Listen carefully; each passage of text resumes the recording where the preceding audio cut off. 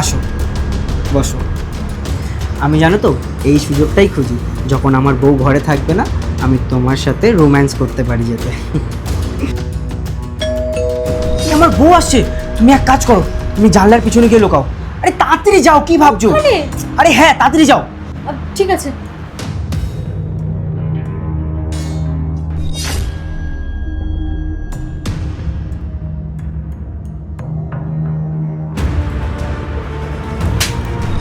লজ্জা শরম কি সব খেয়ে বসেছো তুমি? বাড়িতে এইভাবে একটা মেয়েকে নিয়ে আসছো, তোমার লজ্জা করছে না রাহুল? আমাদের বিয়ে হয়েছে কিছুদিন হতে যায়, এর মধ্যেই তুমি আমাকে চিট করা শুরু করে দিয়েছো।